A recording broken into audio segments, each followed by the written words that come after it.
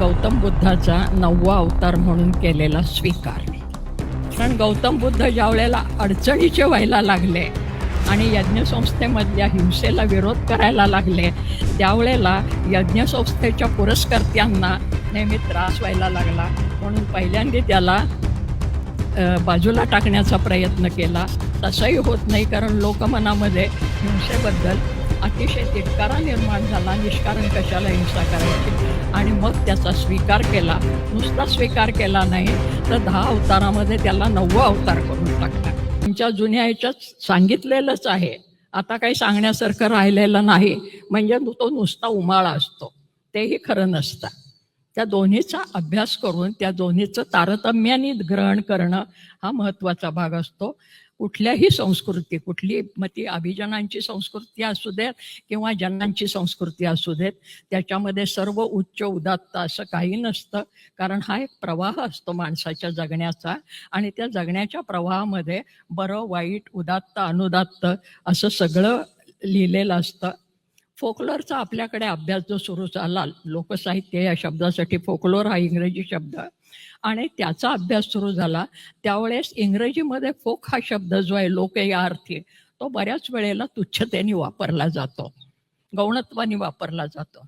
त्याच्या उलट आपल्याकडे म्हणजे भारतामध्ये निरनिराळ्या भाषांच्यामध्ये लोक हा शब्द एक तर पहिले बहुवचनीय आहे, एक लोक नाही, लोकांचा समूह.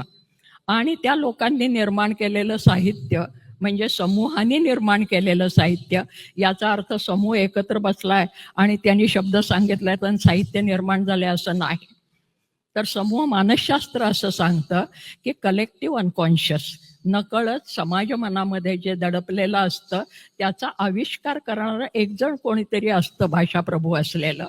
परंतु ती भावना जी असते ती त्या समूहाची भावना असते. आणि हे खरं सांगायचं म्हणजे कुठल्याही साहित्याच्या बाबतीत होतं. एखादी कविता उचलली जाते, कादंबरी उचलली जाते, त्यावेळेस बाकीचे लोक म्हणतात अरे आम्हाला हेच म्हणायचं होतं, फक्त आम्हाला या शब्दात नाही म्हणता आलं. तर हा साहित्यामधला जो भाग आहे तो आपण नीट समजून घ्यावा असं मला वाटतं. दुसरं असं आहे की जणू काही शेतीनिष्ठ अवस्थेमध्ये जे काय होतं साहित्य निर्माण, त्यालाच फक्त लोकसाहित्य म्हणायचं असं नाही आहे. लोकसाहित्य हा एक प्रवाह आहे, कारण कलेक्टिव्ह अनकॉन्शियस, नकळत अबोध समूह मनामध्ये जे दडपलेलं असतं ते कायमच असतं. समाज कुठला का असेना, तो औपचारिक अर्थाने शिकलेला असू देत किंवा बिन शिकलेला असू देत, आणि त्याचा आविष्कार हा निरनिराळ्या प्रकाराने होत असतो. दुसरी महत्त्वाची गोष्ट, आपल्याकडे लोक हा शब्द आदरार्थीच नेहमी वापरलाय. लोकमत, लोककल्याण, लोकमन, अशा लोकसत्ता इथपर्यंतचा शब्द आहे. तर लोक हा आदरार्थी शब्द आहे, त्यांचा आदर केलेला आहे.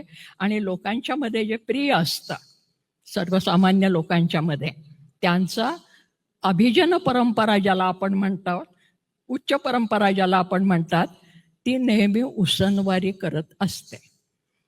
नागर आणि लोक म्हणजे जे शहरामध्ये राहिलेले आहेत इंग्रजोत्तर काळामध्ये, ते नगरामध्ये राहणारे, आणि जे श्रमकरी आहेत मातीशी जुळलेले, ते लोक, असा आपला एक समज आहे. परंतु गंमत तशी आहे की लोकपरंपरेमध्ये जे चाललेलं आहे आणि ते जर लोकप्रिय व्हायला लागलं तर अभिजनांच्या मधली मंडळी त्याची उचलेगिरी करतात आणि तो त्या स्वीकार करत असतात. तो स्वीकार करत असताना तो 2 पद्धतीने स्वीकार केला जातो. पहिली गोष्ट तर त्याला तुच्छ लेखायचं आणि बाजूला टाकायचं, आणि तसं जर तो गप्प बसला तर बरं आहे. नाही गप्प बसला म्हणजे साम दाम दंड भेद अशा ज्या काही राजनीतीमधल्या गोष्टी असतात, सामोपचारांनी बाजूला सारायचा प्रयत्न करायचा, नाही झाला आणि तरी तो खंबीरपणे तो समाजामधला गट उभा राहायला लागला तर मग शिक्षा करायची, त्याला पेडायचं, त्रास द्यायचा, उपद्रव द्यायचा, अशा गोष्टी बऱ्याच वेळेला होतात. आणि आपल्या समाजामध्ये, एखाद्या जातीमध्ये आणि विशेषतः देवदेवतांच्यामध्ये याची पुष्कळ उदाहरणं सापडतात. उदाहरणं द्यायला लागले तर फार वेळ होईल, तरी मी एखादं उदाहरण देईन. आणि मग तरीही नाही ऐकलं तर मग त्याचा स्वीकार करायचा, आणि मग तो आमच्यातलाच कसा आहे हे सांगायचं. याचं अलीकडच्या काळातलं खूप मोठं उदाहरण म्हणजे गौतम बुद्धाचा 9वा अवतार म्हणून केलेला स्वीकार. कारण गौतम बुद्ध ज्या वेळेला अडचणीचे व्हायला लागले आणि यज्ञसंस्थेमधल्या हिंसेला विरोध करायला लागले, त्यावेळेला यज्ञसंस्थेच्या पुरस्कर्त्यांना नेहमी त्रास व्हायला लागला. म्हणून पहिल्यांदा त्याला बाजूला टाकण्याचा प्रयत्न केला. तसंही होत नाही, कारण लोकमनामध्ये हिंसेबद्दल अतिशय तिटकारा निर्माण झाला. निष्कारण कशाला हिंसा करायची, आणि मग त्याचा स्वीकार केला. नुसता स्वीकार केला नाही तर 10 अवतारामध्ये त्याला 9वा अवतार करून टाकला. बुद्धाची अनुयायी मंडळी आज विचारतात प्रश्न, त्याचं उत्तर अजून कोणाला देता येत नाही, की आमच्या सगळ्या 10 अवतारांचे देव आहेत ते कुठे ना कुठेतरी असतात मूर्तीमध्ये, याच्यामध्ये. तर बुद्धाचा कुठल्या तरी देवघरामध्ये अशी स्थापना झालेली दिसते का?